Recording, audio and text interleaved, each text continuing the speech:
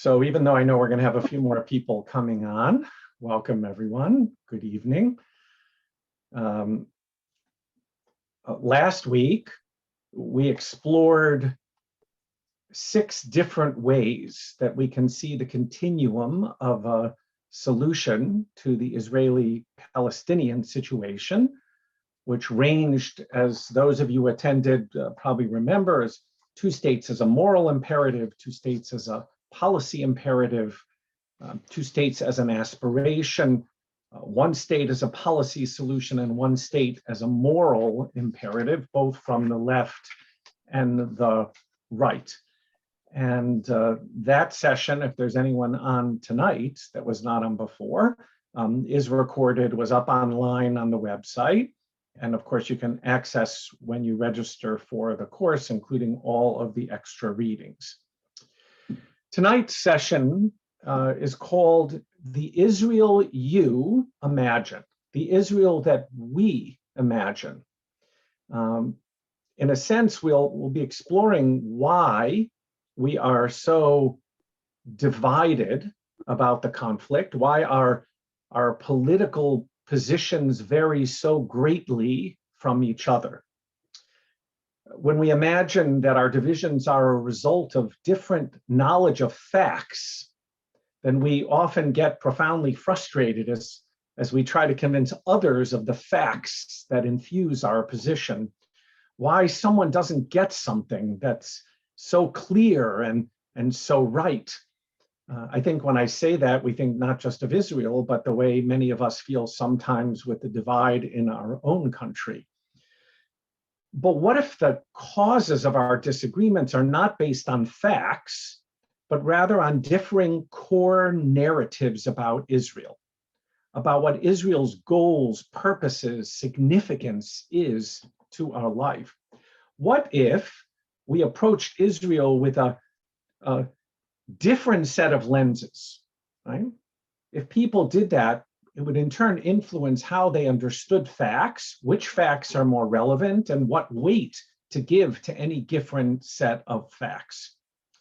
So tonight's class explores different core narratives about how these narratives influence the way that we think about the Israeli-Palestinian conflict.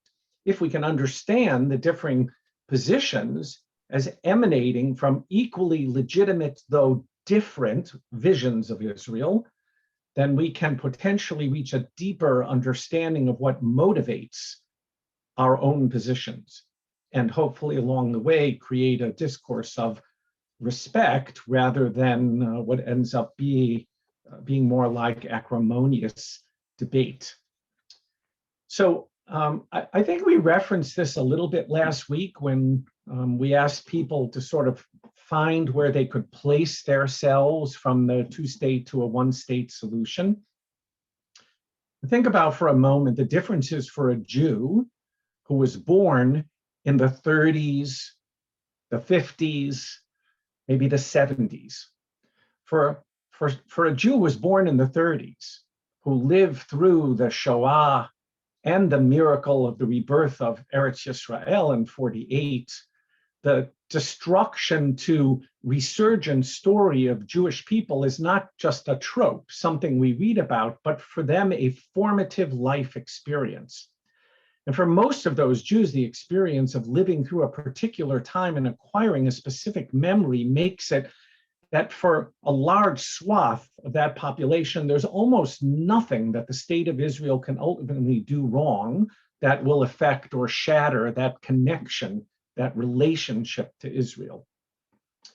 However, for Jews born after 1970, instead of living through what are called by some the miracles of 48 or 67 or Entebbe in 76, the formative memories and experiences of Israel deal with internal and external, mostly by and large non-existential challenges.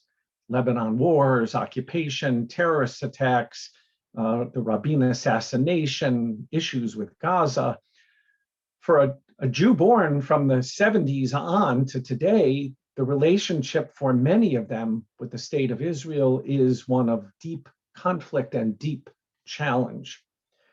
So we need to take stock and think about which mythic meta-narratives underlie how we see and how we interpret, each for ourselves, the meaning of Eretz Yisrael.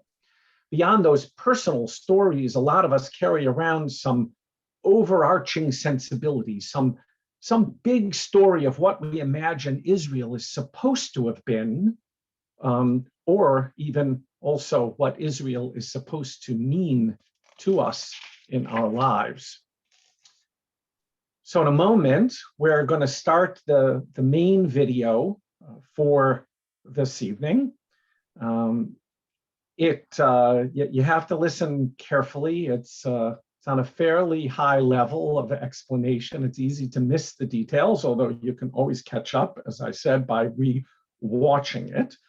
And you'll listen to those 4 different positions. So I'm going to ask the same question a couple times tonight, both after the video and then as we study the texts after that as well, to think about, just as we did in a similar way last week, of sharing with us which of the 4 narrative lenses that will be highlighted most resonates with your understanding of the meaning of Israel. Which of the 4? And maybe even added to that, how have your life experiences in that respect shape your image of Israel? And the secondary question, after which of the 4 narrative lenses most resonates for you, is how does that narrative for the Israel that you imagine impact your views, do you think, on the Israeli-Palestinian conflict? So with that, we thank Mark Schenerman that's going to be doing our tech this evening. So we will go directly to the video. Professor Salzberger, thank you for being with us. Lovely being here with you, Tal, and at the Hartman Institute. Let me start by asking you if when you were growing up, you had a vision for Israel, what you imagined. See, like I said, we practiced this afternoon. We had the audio, but not the video. You had the audio, but not the video? Correct. Did anybody else have the video? I just heard the audio. Right, just the audio. Correct. Okay.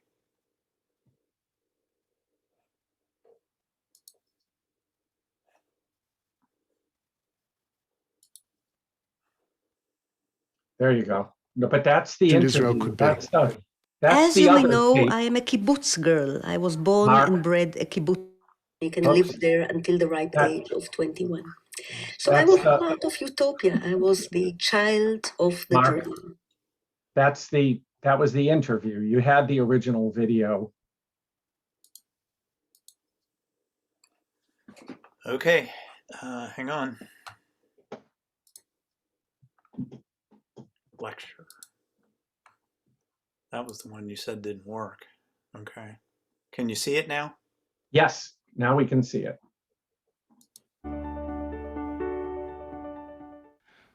One of the unspoken and underappreciated reasons for why there is so much internal conflict in the Jewish community, especially with respect to the Israeli-Palestinian conflict, is that we all carry around with us such radically different narratives about what the state of Israel is, what it means, and what it's supposed to mean. These narratives are born of deep differences in interpreting what Zionism was supposed to achieve for the Jewish people, and they result in radically different expectations about how the state of Israel is supposed to act. Therefore, they eliminate the possibility of Jewish consensus about Israel, since we're all making determinations and drawing conclusions, but using different benchmarks to evaluate success and failure, right and wrong. Today, I'd like to present this diverse array of Jewish imaginative narratives about what the state of Israel is supposed to mean. I want to try to retrieve some of the valuable pluralism of pre-state Zionism and to try to resurface the vibrant debate about what Israel we are meant to be wishing for. Understanding this diversity will help us understand why we tilt towards different core values in shaping our political views, and hopefully will also help us understand each other and how we can express difference across these divides. I want to first suggest that our imaginative narratives are created by our merging together, often unconsciously, our real-life experiences together with the values that we consider to be important, many of which are formed by those very experiences. So first, we have to understand the role of those experiences in creating our narratives, and we must take seriously that how we relate to the state of Israel is heavily informed by when we were born and in what generation we happen to live. So today I want to suggest 4 narratives, 4 big, mythic, imaginative frameworks that many of us are carrying around, born of our history, born of our tradition, born of our texts, all of which wind up animating, informing, and in some cases forcing us to think about the state of Israel in very particular and concrete ways. They force us oftentimes to organize the information that comes out about Israel in ways that conform to those narratives. And perhaps if we have a deeper understanding about all 4 of these, we'll also be able to map out more effectively how we wind up assembling the set of values that we assemble and the set of facts we're inclined to choose to help to conform to those narratives. Let's call narrative number 1 the Israel of Messianic Utopian Universalism. By this I mean, Israel is meant to be not just a state for the Jews, but a visionary model state that benefits all of the nations of the world. The word messianic suggests that the state is meant to close the gap between the ideal and the real, and strives as best as possible to conform to a vision of perfection, whether in a secular lens or a religious one. The word utopian suggests that it is like no other place, an ideal place, a model civilization. And universalism, the key word here, suggests that Israel's success is to be evaluated not merely by being perfect in time and in place, but for everyone. As lofty as this sounds, I think this narrative is relatively common among many Jews and Zionists in ways that are not fully conscious. Jews who constantly celebrate Israel's great accomplishments for the world, or Jews who hold Israel to a different standard of behavior than any other nation state, may be operating with some or all of these assumptions. These people are implicitly connecting their Zionism to Israel's success, not just as being a place of safety and security for the Jewish people, but also as being something inherently valuable, widely valuable to humankind both inside and outside its borders. This ideology is rooted in the lofty visions of the prophets, who in some of their texts imagine the Messianic age as a time when the natural order of the world is going to be unmade, and the whole world will come to know of God's majesty as it radiates out from Jerusalem, the city on the hill. Sure, this may be a particularly imperialistic vision of universalism, but the primary consequence is that our tradition sets up the Messianic age as transformative, revolutionary, and redounding with great significance not just for us, but also for others. This ideology can then be found in a lot of Zionist literature, but perhaps no more powerfully than at the end of Theodor Herzl's The Jewish State. The Jewish state primarily lays out the political and existential arguments for Jewish statehood, but then remarkably, in a stunning phrase right at the end of the work, throws in a line that says that the thriving of the success of this project, this state for the Jewish people, will lie in how it benefits the rest of the world. It's reminiscent of Genesis 12 when God had said to Abraham, "Not only will I bless you by having offspring and being in this land, by virtue of the fact that all of the other nations of the earth will be blessed by you."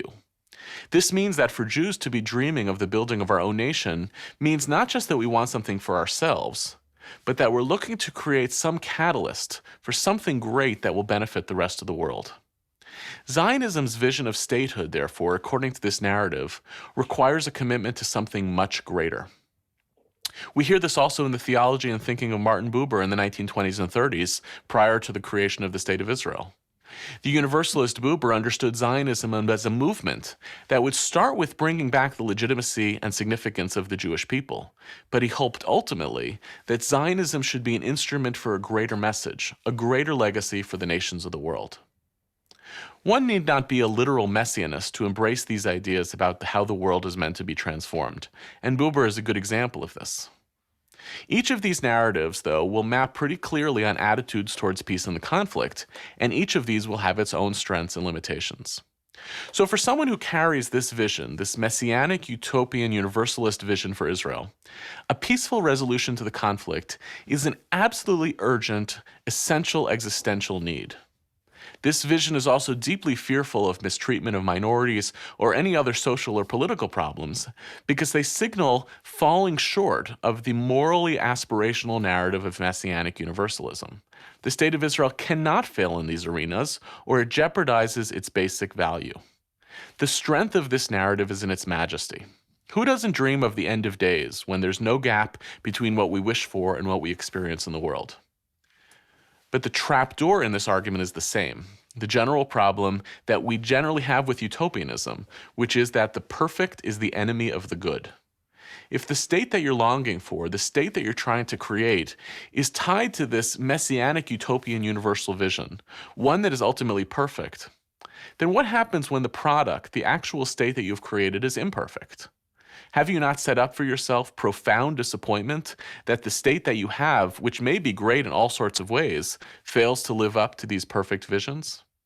The perfect as the enemy of the good can become political very quickly as we evaluate the state entirely on this universalist standard.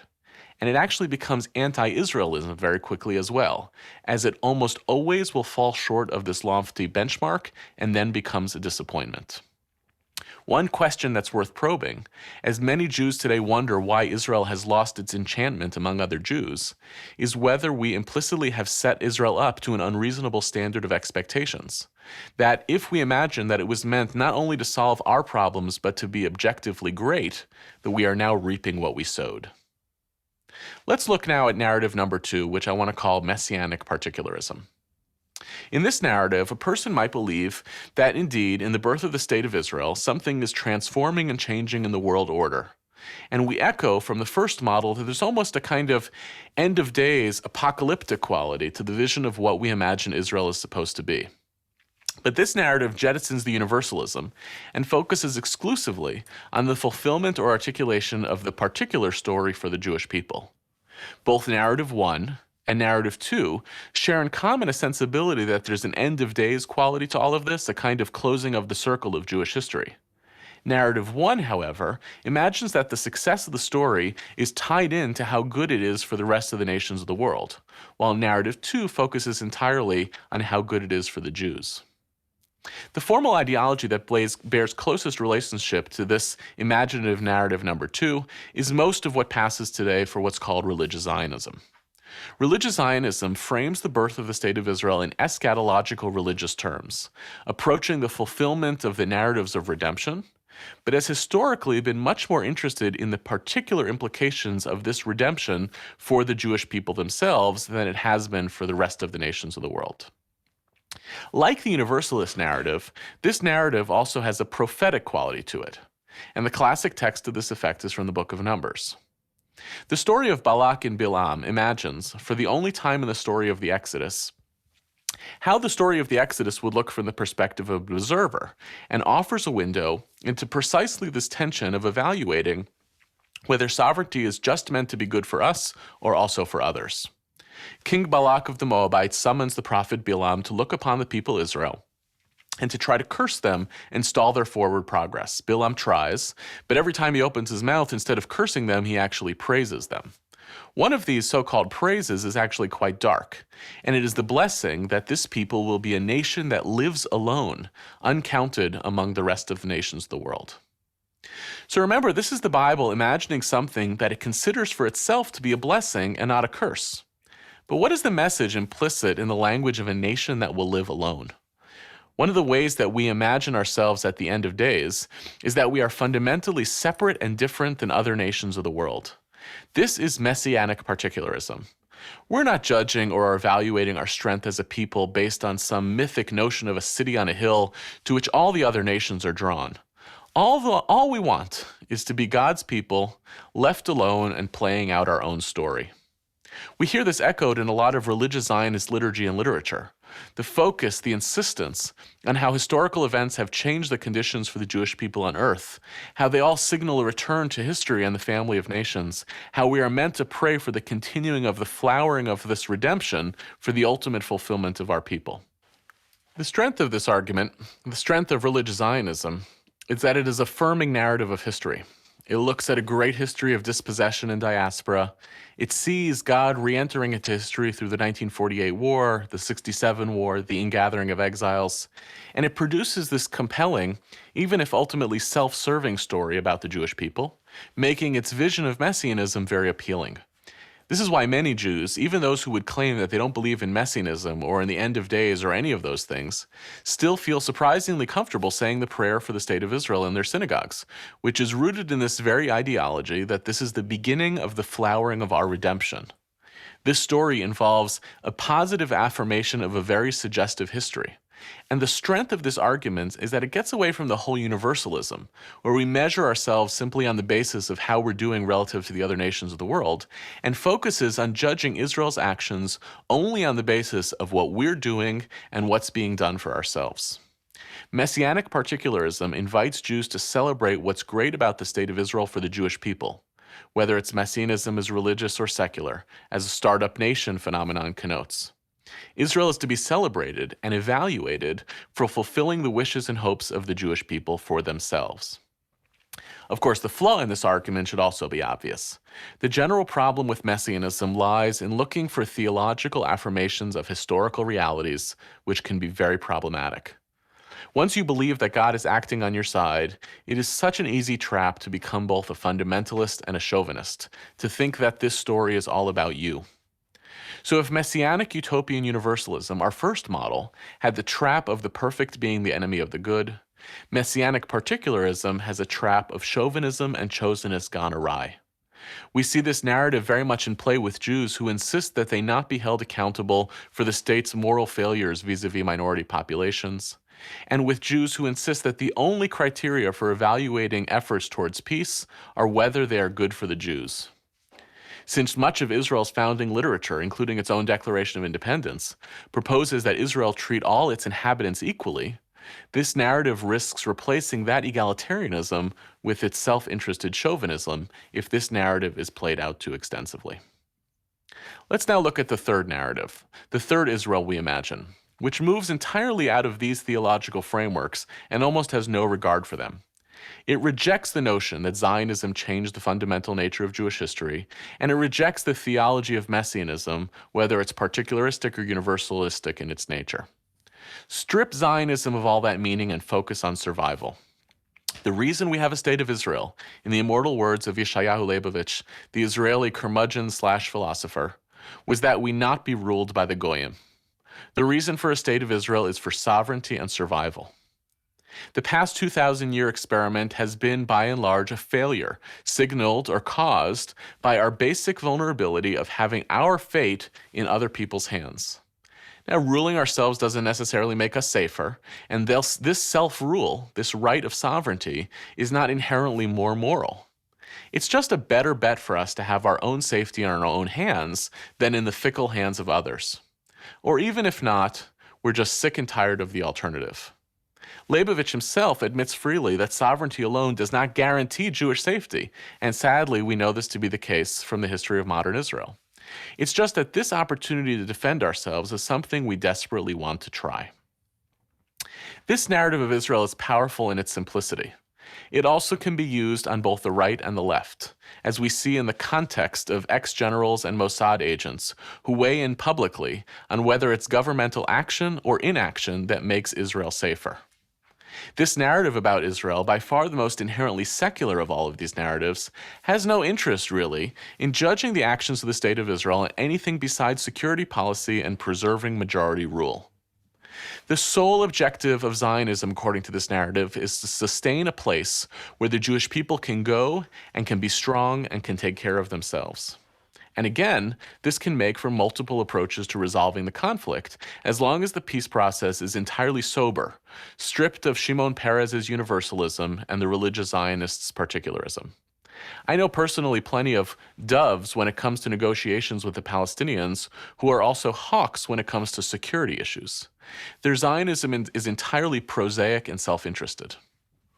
But the flaw in this narrative, of course, is that by lacking ideology and meaning, stripping Zionism of all of that, it becomes a very hard narrative to feel an emotional attachment to. It's no surprise to see this narrative animates many American Jews of the post-67 era, who may be secular in their attachments, but deeply committed to the state of Israel and its survival. As younger Jews seek for meaning without the same intrinsic loyalties to the people, this is a hard narrative to sustain.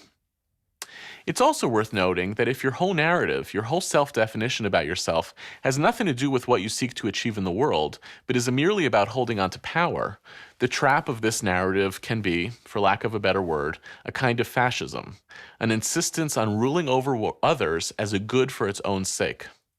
See, once Leibovich admits that sovereignty is not a guarantor of your own safety, the insistence on sovereignty entirely for the purpose of survival becomes suspect, as it becomes suggestive that we are craving power for its own sake. So the trap of the first narrative is the perfect as the enemy of the good. The trap of the second narrative is the messianism and the chauvinism. And the trap of this third narrative is becoming so fixated on your own survival that you forget about what that survival was meant to be for. And the fourth narrative, the one to which I feel the greatest fondness and appeal, is the narrative of aspiration, as best expressed by Rabbi David Hartman, that the state of Israel is meant to be a place in which the Jewish people's dreams and imaginations can be played out in real time. Hartman's narrative of Israel argues that the Jewish people has essentially been playing house in the diaspora, dealing with Jewish law as a largely theoretical exercise, and building largely insular communities, and that Israel represents an opportunity for the Jewish people to test out in real time whether all these ideas that we meant to have in the world can be played out in reality. Israel requires of us to juxtapose our ideal imagination with actual power and consequences, and he relishes this opportunity.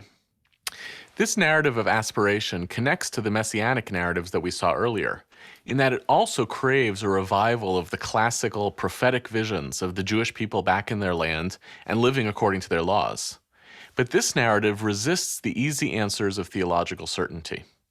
Hartman is deeply resistant to the assumption that just because things are going in our favor, that actually means that God is on our side.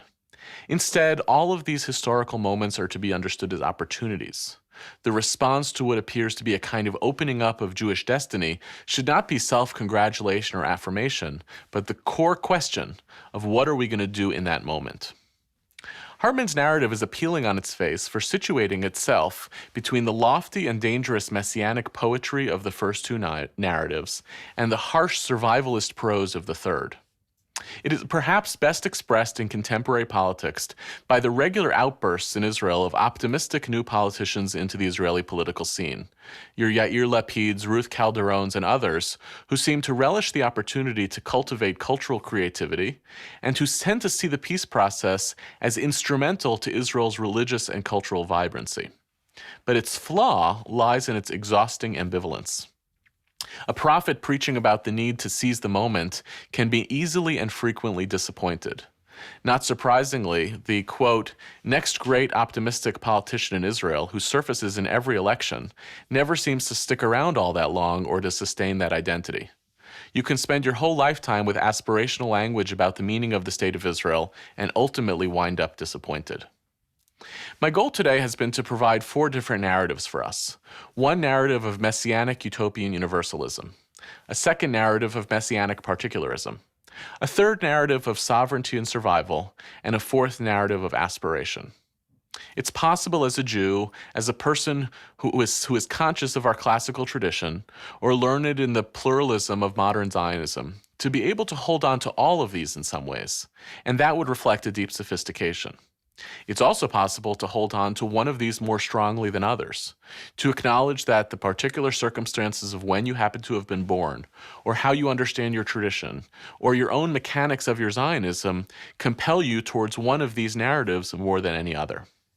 I think our challenge is to try to understand pluralistically that the Jewish people are all walking around with one or more of these stories, and of all of us, as a result, are constantly evaluating the actions of the state of Israel, not merely in a vacuum, were they good or were they bad. We're evaluating the actions of the state of Israel relative to the narrative and the imagination that we've been holding of what the state of Israel was supposed to be. For the purposes of this curriculum, this pluralism should help us map out how we interpret the politics of the Middle East and Israel's role in it through the mediating influence of what we want Israel to be. The extent to which we're drawn to different politicians or plans, how we assemble our own array of values and make an argument, is heavily informed by how we approach how we imagine Israel. Understanding these filters may help us tease out how much we're responding to real data and how much we're merely selecting the data we need for our own narrative. Finally, one of the challenges and one of the main takeaways for today is, how do we hear the possibility of narratives and imaginations that are different than ours? And can we create a conversation in which a lot of people with shared visions for the same peaceful outcomes for the State of Israel can understand how and why we see such different routes to and interpretations of that very outcome? I don't suppose we can or should discard our narratives, even as I'm challenging us to figure out our own and where they came from. But I do want us to hold our own narratives in tension with the narratives of others, not only to help us refine and understand our own positions, but in order to give us a greater capacity to understand and empathize with others. Thank you.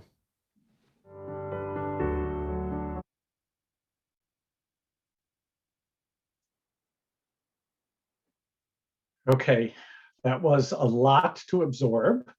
And I know a few people came on in the middle or towards the end of the video. So once again, I would encourage you within a few days, probably by the beginning of next week, if you'd like to, they'll be up on our website and available. But everybody that was here last week, and otherwise you can also find it online, can register for the course and to do the extra readings and to watch those videos again. As Yehuda Kerzner was giving his presentation, I decided to change what I was going to do for tonight, in that I was going to, as I said prior to the video, ask you now to share, in essence, which of the four narrative lenses, at least in their initial presentation, most resonated with your understanding of the meaning of Israel. And in a sense, how does that narrative of that Israel you imagine impact your views on the Israeli-Palestinian conflict? And I'm still going to ask that question, but I'm going to ask it after we study the texts and I do a little bit of introduction, a few extra sentences once again in describing those four core narratives of Israel. So in essence, the fact is that all of us wear different lenses. We each wear or choose a lens to wear about how we think about Israel. And the question is, which lens do we choose to wear? And as was reflected in the video, there are events in our lives, there are being a part of different epochs of history or study of history. There are our religious backgrounds that help us choose which lens we wear in these core attitudes of Israel. So, Mark, let's go to the text, please.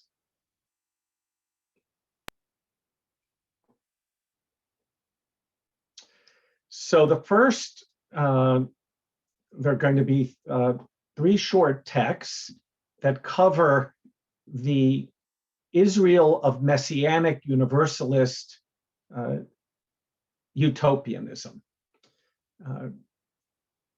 According to this view of Zionism, I'll just do a short recap. Israel is meant to be a visionary model state that benefits all the nations of the world. Right? There's a suggestion there that Israel's success is evaluated not necessarily only by being perfect for the Jews, how it fits the Jewish community, but also being perfect for everybody else in the world. One could say that some people that highlight this view connect their Zionism to Israel's success, not just because of safety or security of the Jewish people, but rather also a contribution to humankind inside and beyond the borders. So let's read this very short first reading by Martin Buber, written 3 decades or so before the establishment of the State of Israel, 20s or 30s. Do we have a volunteer or someone that wants to read this first paragraph? And this would define the Israel of Messianic Universalist Utopianism. Somebody can just, okay, Doris. Zionism opposes not the messianic idea, but rather the misrepresentation and distortion of this idea found in a considerable part of liberal Jewish anti-Zionist literature. This misrepresentation idea found in this misrepresentation and distortion glorifies, in the name of messianism, the dispersion, debasement, and homelessness of the Jewish people as something unconditionally valuable and fortunate, as something that must be preserved because it prepares humanity for the Messianic age. Zionism, too, sees the goal of Judaism as the redemption of the human spirit and the salvation of the world.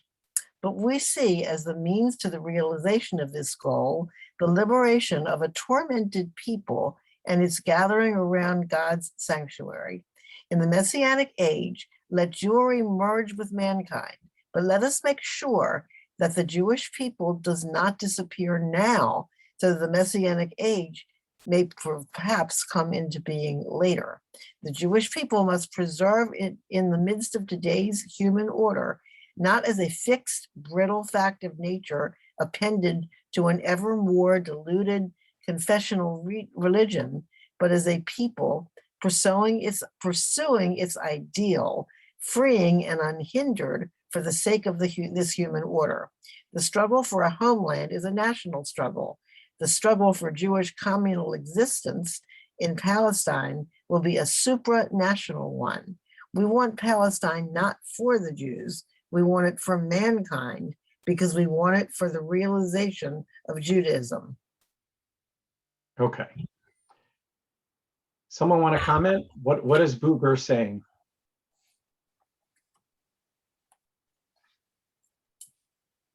Anybody? I don't know. I don't know if someone's talking, but I don't know. David, were you talking? Well, yeah. So basically, by having a Jewish state, we will improve the world if we do it right. Okay. So that's good. Any other comments on that paragraph? But the important part is, I mean, it's all important, but the last couple lines, the struggle for a homeland is a national struggle. So they understand that, of a Jewish homeland. The struggle for Jewish communal existence will be a supra-national one. We want Palestine not for the Jews, we want it for mankind and the realization of Judaism. You know, to give it a modern spin, in that I think that many of the younger generation that didn't grow up with Israel and Israel's early struggles might view this, is that according to Buber, Zionism is a tikkun olam project.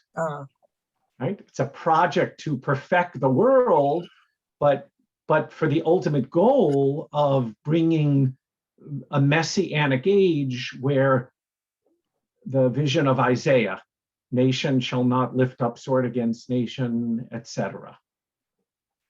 All right, so let's get to this tag. The next. Whoops. I was just going to say, this is David. Oh, go ahead.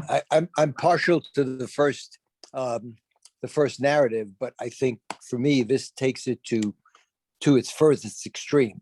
It's almost unreasonable in my view. It really is messianic, and it's not in our age. And universalist. Yes, of course, yeah. And that's, in a sense, what appeals to many of a younger generation and others who can hold this to them. So I thought it was great that they chose to include our Torah portion for the week as a proof text for what Buber, the point that Buber wanted to make. So someone want to read that text from this week from Lech Lecha? I'll do it.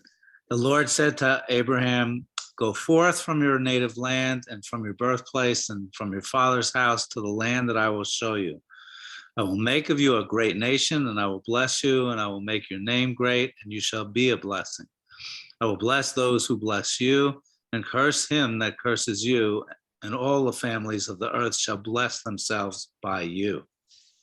Okay, so why is this a proof text of the position of Messianic Universalist utopianism, potentially? Because the whole world is going to bless us because of what we do.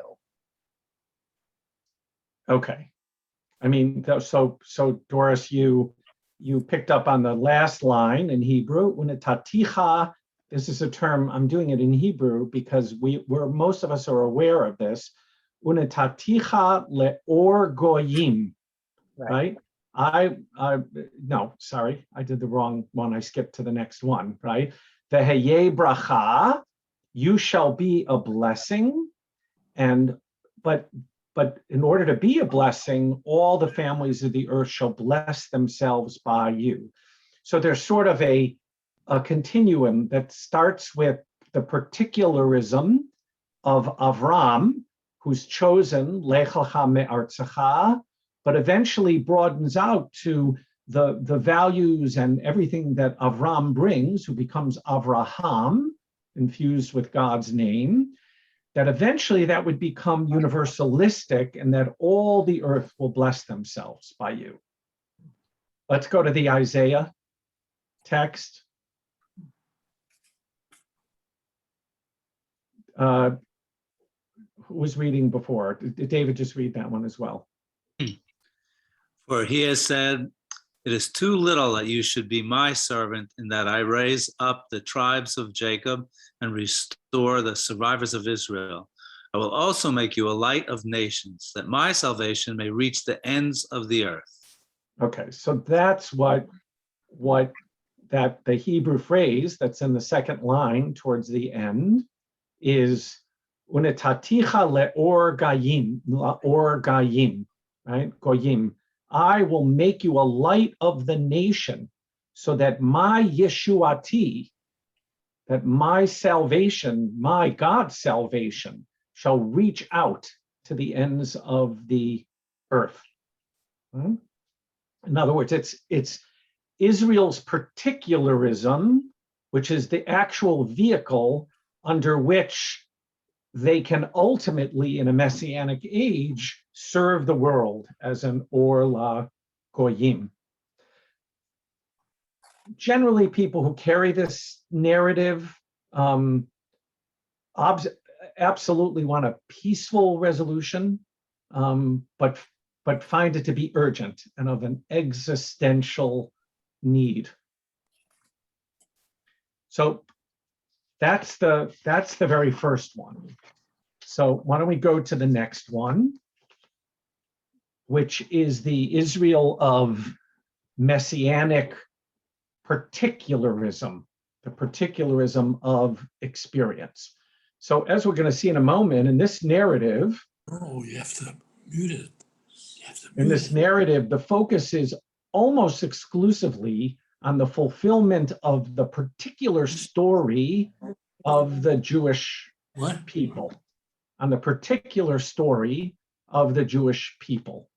As Yehuda Kirshner said, narrative one imagines that the success of the story is tied how good Israel is for the rest of the world, while this narrative too focuses almost entirely on how good Israel is for the Jews. And he mentioned that you could call this a narrative of religious Zionism that fits into the prayer that we sing almost every Shabbat, Reshit Tzmichat Geulateinu, that Israel is the beginning of the flowering of redemption, but through a religious Zionist lens.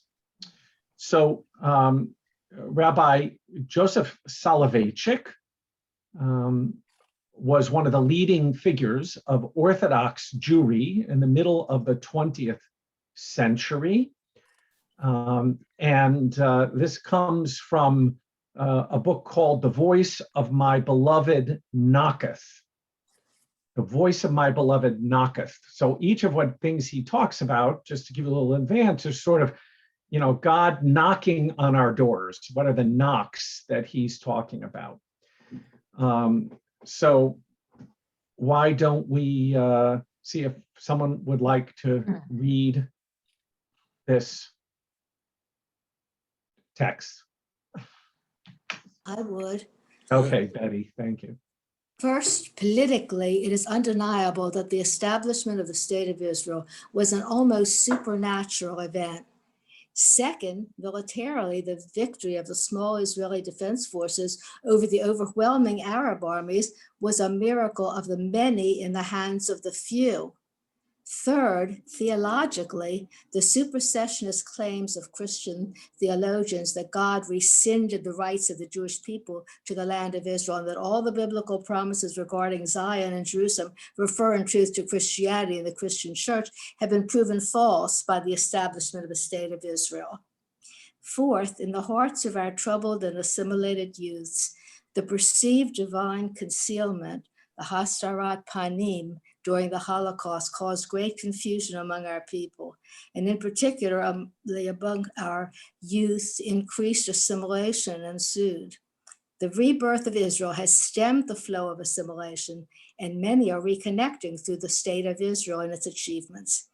The fifth, that for the first time since our exile, divine providence is teaching our enemies that Jewish blood is not free. Is there more? One more. I can't see it. So Mark, move it up. It depends on your screen. Can you move it up a little bit, Mark? Get rid of this. No, lost it. Someone else I have to read. We lost it. Okay, well, the final sentence is the sixth, that every Jew who yearns to escape from persecution in enemy lands knows that he can find safe refuge in his ancestral land. So here we have the Israel of messianic particularism. Why do we call it messianic?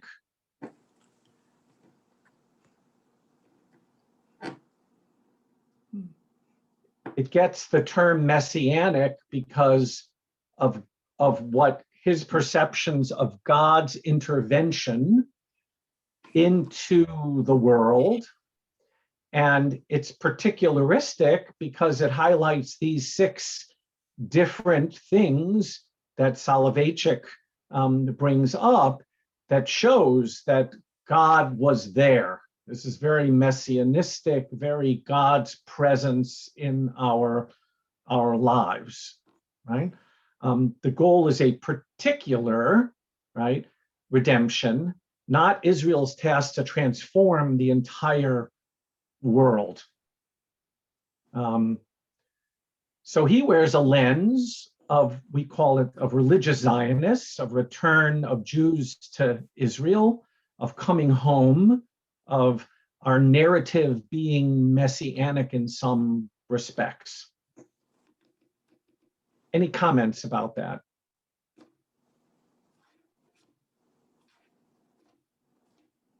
Anything that struck you when we were reading it in any particular way?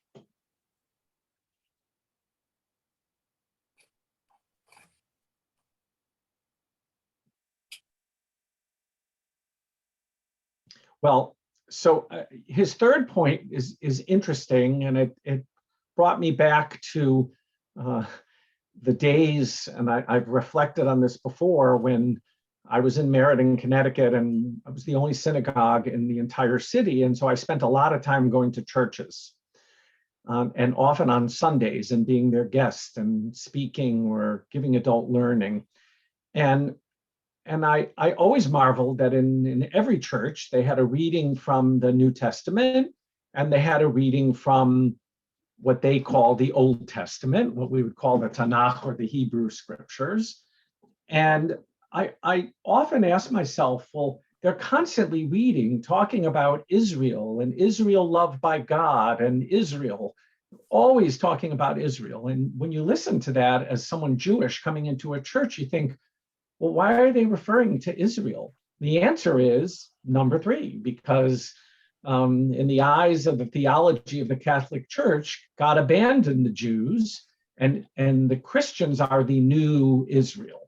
So for Soloveitchik, this was a messianic particularism that God had not abandoned the Jews, but had helped us reconquer the land of Israel. Did someone want to say something?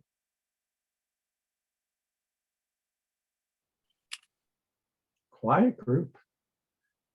So I want to tell you a story, because it wasn't always this way in the Orthodox community. He was writing in the 50s. You didn't, it's fine.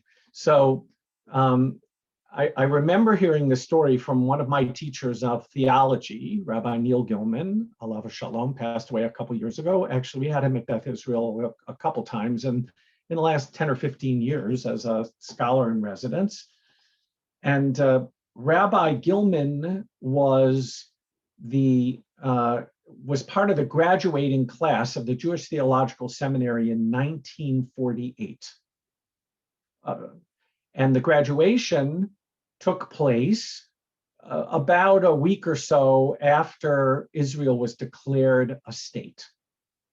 So a number of rabbinical students went to Rabbi Louis Finkelstein, who was the chancellor of the seminary at the time, and they said, Chancellor Finkelstein, we'd like to have Hatikva played at our graduation ceremony.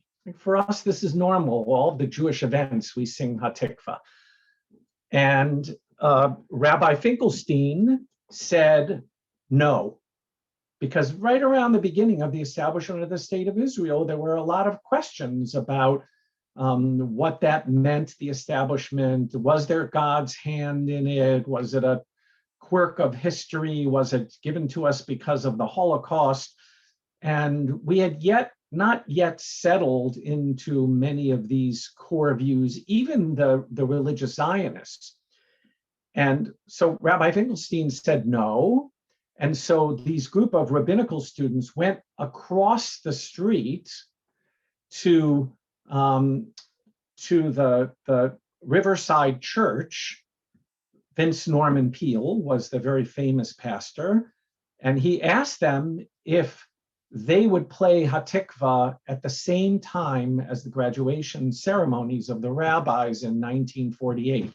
And so during the graduation ceremonies, Riverside Church across the street played Hatikva, and you could hear it, because I know I live there. You could hear those bells. Now, I tell that story because the fact is that early religious Zionists, and some even today in the ultra-Orthodox Haredi community, don't recognize the State of Israel because it wasn't established by the Messiah and for religious reasons. It was established more by secular Zionists, and therefore they don't accept Israel in that way. Clearly, mainstream Orthodoxy very quickly by the 50s and the 60s became, and the 70s, certainly the most pro-Aliyah and connection to Israel. At the same time, the Reform movement also took a generation or two before they came for support of Israel, because of the fact that they felt that their chosen place was in America and it wasn't Israel-centric. And of course, gratefully, that changed also, very much so, for the Reform movement in Israel.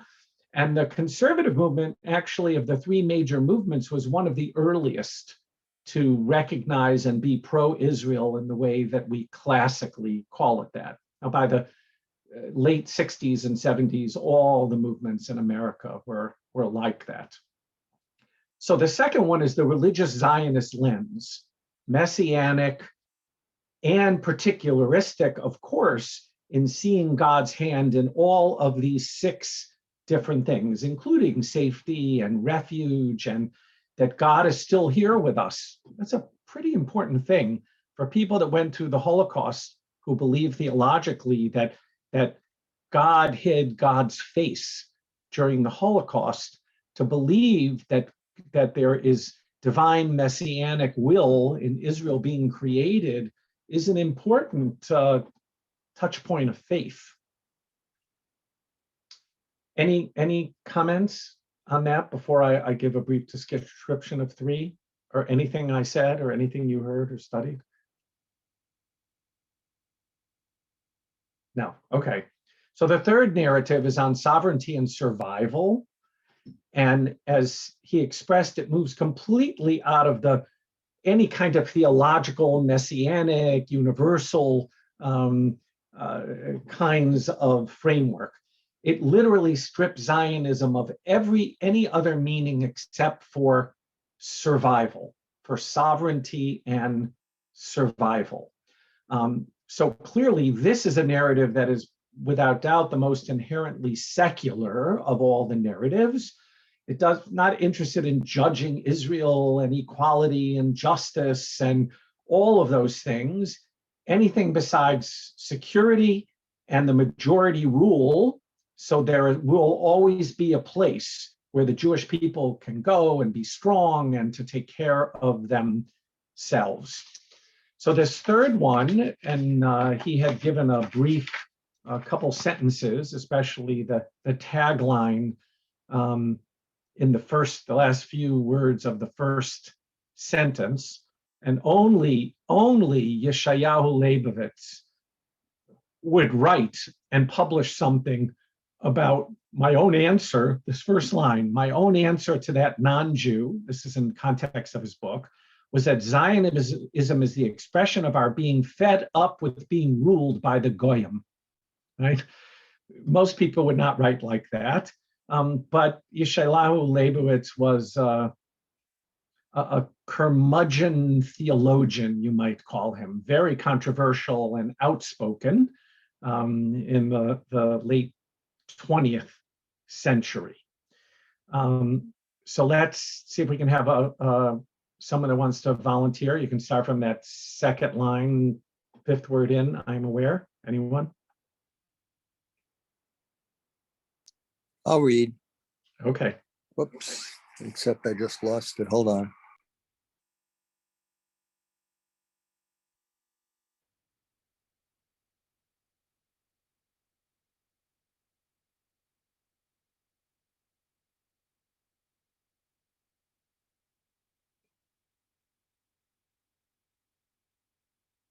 David, you're on mute. Okay.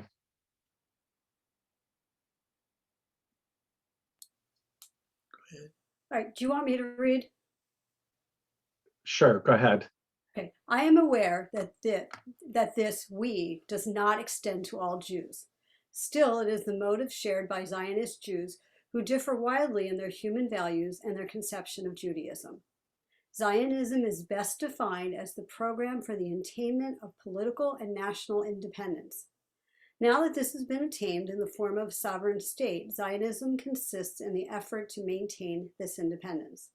This is the function the State of Israel performs for the Jewish people, in addition to inspiring the fear of authority, as does every system of government to maintain peace and tranquility. More than that should not be expected of any state. The values people wish to realize, whether general humanistic ones like the idea of modern society, or specifically Jewish, such as the prophetic vision and the messianic promises, or the most authentically a condition in which the earth shall be full of the knowledge of the Lord, are not the state of affairs of the state. The realization is a proper object for the aspirations and striving of individual groups within the state. It is outside the sphere of action of the executive and administrative apparatus of state coercion, which can never be suitable instrument for the implementation of these values. Okay. So what lens is a person like Yeshayahu Leibowitz wearing in what he writes about Israel? It's a pragmatic lens. He's being very pragmatic. He's saying we shouldn't be any different than any other state. We exist for our own survival and our own protection. You know, that's what we do in the United States. We spend an incredible amount of money on our military to protect our country. And he's saying we shouldn't be judged any differently. I must admit, when, depending on who I'm talking to or discussing Israel with, I may go with the first view or this view. Okay, thank you. Anybody else?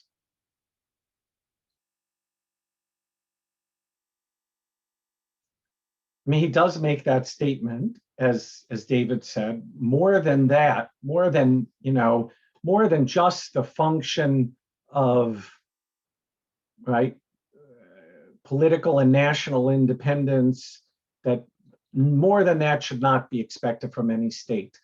I'm now blanking on the name of the author. He was a writer for the Jerusalem Post that wrote a book about 20 years ago, which said that Israel needs to become a normal state of trash collectors and criminals, and just like any other state, without all this expectation that Yeshayahu Leibowitz eschews of ascribing messianic purposes, and God chose us, and we have to be a light unto the nations, and all of that we would think. The core instinct here is that Zionism is about Jews living in Israel. It's not about changing the world, just living their daily lives. So, if Yeshayahu Leibowitz were still and was debating all the others, he would say, lose the messianic vision and the religious values. Just lose them. That's not what Israel's about. It's of sovereignty and survival. Okay, so why don't we go to the final narrative number 4, as it's called,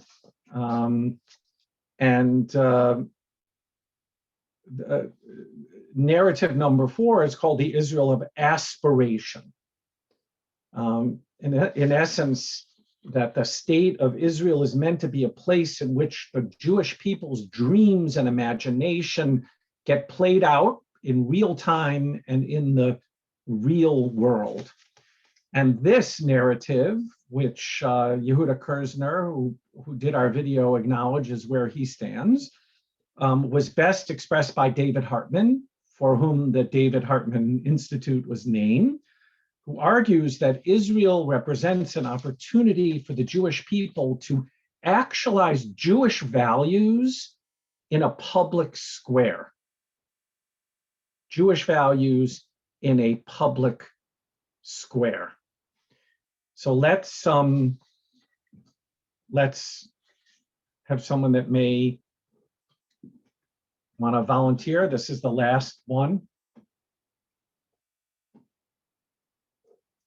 For those that don't know, you can choose, I guess I assume people know this, but you can choose to make the text bigger on your screen by going to the line that divides the pictures from the text or the video, and then moving the line all the way over to the right, which minimizes your picture and enlarges the screen that has the writing on it. All right, if I've got it larger, I'm going to try. Okay, good. I live with the guarded hope that out of this complex and vibrant new Jewish reality will emerge new spiritual directions for the way Judaism will be lived in the modern world. Israel expands the possible range of halakhic involvement in human affairs beyond the circumscribed borders of home and synagogue to the public domain. Jews in Israel are given the opportunity to bring economic, social, and political issues into the center of their religious consciousness. The moral quality of the army, social and economic disparities and deprivations, the exercise of power moderated by moral sensitivity. All these are realms that may engage halachic responsibility. From this perspective, the fact that Israel enables us to make the whole of life the carrier of the covenant is in itself sufficient to ascribe profound religious significance to the secular revolt that led to Israel's rebirth. I celebrate Israel's Independence Day with the recitation of the Hallel Psalms, thus expressing gratitude to God for having been given the opportunity to renew the full scope of the covenantal spirit of Judaism. My religious celebration is not a judgment on God's activity, but only on the opportunity that Israel makes possible. The opportunity may be missed, but that does not in any way detract from the religious possibilities created by the event. The recitation of the Psalms of Thanksgiving on Independence Day does not entail any divine guarantee regarding the successful realization of those opportunities. Okay, thank you, Judy. There's a lot in this paragraph. Once again, I can't encourage you more to sign on to the online Hartman, just to be able to read this again. This paragraph actually became a part of a longer article and then a large part of his book called A Heart of Many Rooms, because it's probably the most inclusive view. I have some comments on it, but anybody, what's your take on what you see David Hartman trying to describe as the Israel of aspiration? Perhaps I'm being too harsh, but other than the very last line, I sort of see this as Messianic Universalism light. He agrees that in the Messianism, it has come to us and we deserve it. We've earned it. But he says he disagrees with that piece of it. But other than that, he's really striving for the same things, I believe, that Messianic universalism is striving for. It's just a different turn on, what the responsibility and the relationship is with God, perhaps. Okay, so the only thing I might tweak as a comment to that is the third line or so, where he says Jews in Israel are given the opportunity to bring economic, social, and political issues into the center of their religious consciousness. In other words, halacha and how we live our lives as Jews is not narrowly defined to the synagogue and the home and religious observance, but those values and observance get to be played out for the first time with the state of Israel in 2,000 years in the culture of everyday life, in the values of Judaism around economic and social issues and political issues, and how it works out in the army and all of those things, even the exercise of power. So I think there, and then one more comment, go ahead. I heard someone trying to talk, so.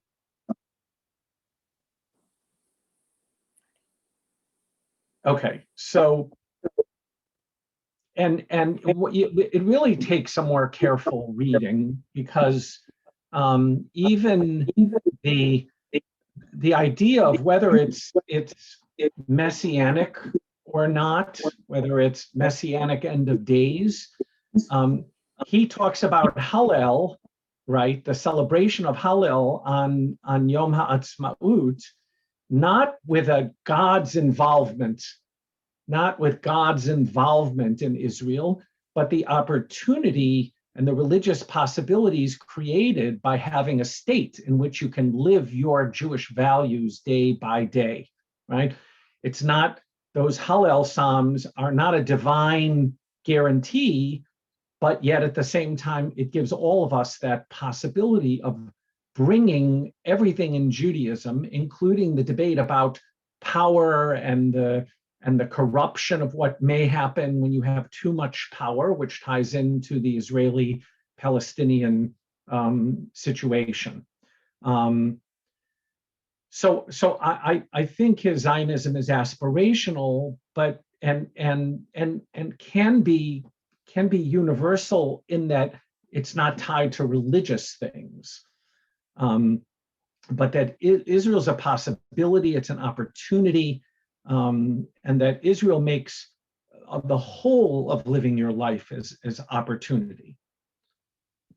All right, go ahead. And it doesn't say that we should forget about the rest of the world also, which is good, as it did in one of the first two, I don't remember which. The second one. The particular messianism. No, absolutely should, not. but it doesn't say we shouldn't. It doesn't. No, but he would say that powerlessness versus power creates challenges, and that there are Jewish values around that we can internalize and understand. The example would be that, and I'm assuming it's still there, but what I always remember learning was that when Israeli soldiers were first inducted, their first ceremony, they received a Tanakh. And the Tanakh had highlighted around the cover the rules, the ethical rules of warfare. That an Israeli army that's going to be going out against an enemy or other people has to be more moral, or at least to know what the morality is about warfare and the consequences of going out to war and what they are and what are those Jewish halachic rules that now play in the first time Jews had an army. Any other comments? Yeah, I don't see this as quite messianistic. I see this is a Jewish state, and it allows us to act like Jews in a Jewish state, and it pervades the whole state. So it includes the army, it includes picking up the trash, it includes having minyanim in the supermarket and being called into, I mean, that's what you see, that's what you see in Israel. I think that's what a lot of what I see. Yeah. Thank you. The opportunity. Yes. Then maybe the question becomes, what is a messianic universalism? What is the state if messianic universalism came to be? Would it not be a lot of the values that David Hartman is professing? So I think the way I would say it is that in the first two that use the wording messianic, right? Messianic universal utopianism and messianic particularism, there's a strong element there that there was a God-like creation, that God came into the universe with a purpose. In this case, the purpose was universalist, ultimately that chose Abraham and to be a blessing and to be a blessing to the world and to bring salvation to the world. But there is God's interruption into history. Universalist in the first, particularistic in religious Zionism. In this case, David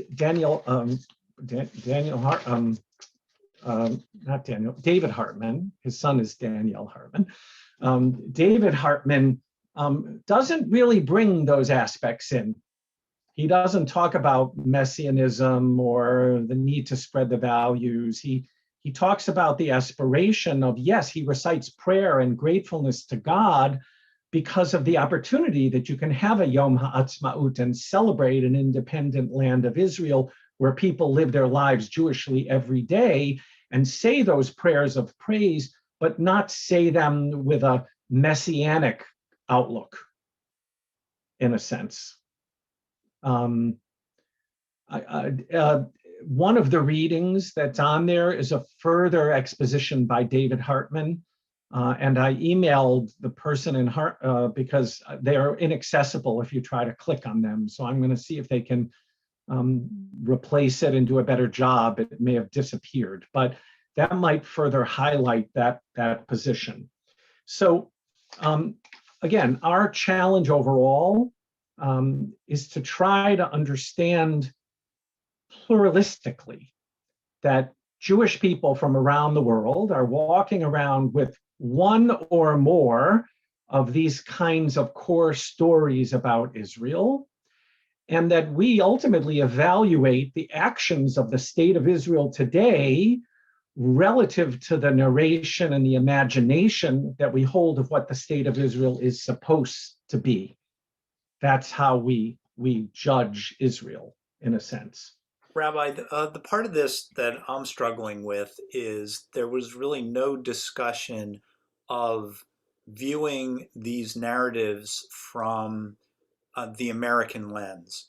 So how does, when you look through the idealisms of, say, Thomas Jefferson, universal pluralism, bring us your huddled masses and, accept everyone kind of philosophy in America, and with that lens, we look back at these narratives, then I think it gets a little bit challenging, especially when we think about human rights issues in Israel. So I think that is part of the reason why it's a struggle for younger people. Yes, and we've highlighted that. So just so you know that when I reached out, this program from Hartman is a 12-unit program, each one that's supposed to take 3 hours. We're going to do 6 or 7 at 1.5 hours. But when I reached out to Lauren and read through all the material and we worked through, next week, Mark, the title of the 2 I'm going to try to weave in together are Attitudes Towards the Land, Perspectives from Within Israel, and Attitude Towards the Land, Perspectives from Outside the Land of Israel. So you're right, they didn't address that in particular as far as why one might have a different perspective. So getting back to the question that I started with, and a couple people did share, having listened to the lecture by Yehuda Kerzner, having read these texts, which one of the 4 or combination most resonates with your understanding? And does it resonate because of your own life experiences or images of Israel?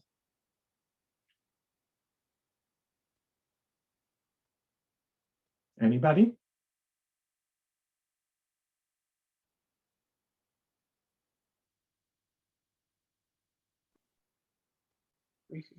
Well, it's David Madoff. I already said that the 4th one resonated with me.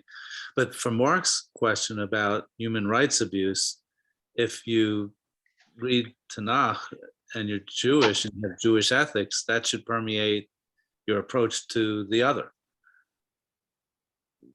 Right? I mean, you can't have it both ways. I mean, if it's a Jewish state and you want to, it is a Jewish thing. So let's go back to one of the major points of last week, right? Which is, and the rest of this course will be all about the different values and learning about those different values and what they mean. Justice, self-preservation, compromise, exceptionalism. The rest of the course deals with that. But last week it talked about the fact that it isn't an issue that all the values that we mention, right, from the refugees and our responsibility having been avadim hayinu, right, and what that means, and justice and all those things, those are all important Jewish values that encompass almost all of these divisions from last week about the solutions to the Israeli-Palestinian problem. The thing is, for some people, depending on when they were born and what their philosophy is about life and where they stand on the spectrum, for them, the equity and justice for two peoples might rise as the most important value for them. And that might happen in America more because Israelis are the ones that live in Israel. And yes, they have to live with the day-to-day realities, which is why last week, when it talked about having conversations, it was, you should always be willing to share what you think, which is different than telling Israelis who have a vibrant democracy what they have to do. Those are two very different things. So the question is, we do this every day. We do it in America, we do it in our lives every day. We face competing values, and we have to decide ourselves which narrative and which value is more important. And that helps us come down on one side of an issue until somebody helps us convince of another. I remember years ago being at an Israel Bonds event in Israel, and we had Shimon Peres. Shimon Peres was very universalistic and about the Eretz Yisrael. And then we had Sharon, and then we had, I think, maybe it was Netanyahu. And here we were, all engaged rabbis across the spectrum. And you heard one speak and you went, yes, he really got this about Israel. And then you heard the other one, you said, yeah, he really got that. And then you heard the third one. And these are all people who were truly engaged, because it takes a lot of thought to figure out how you choose which of those values are going to be important to you. And at the same time, how you learn to be tolerant and accepting and appreciative of the fact that for other people, other values may take preeminence.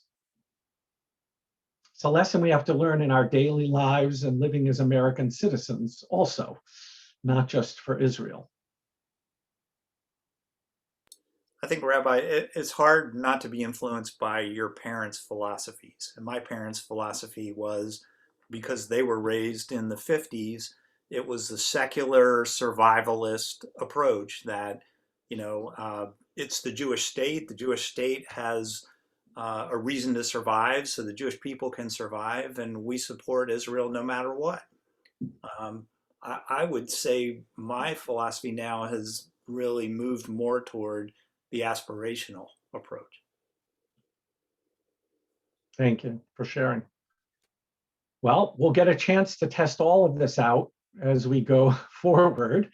So what we didn't get to do tonight was, and it's on the website for Hartman Online, if you sign on and you have an extra half hour of time between now and next week, there are 3 interviews that Tal Becker, who was the one who did our video last week, interviews Dan Meridor.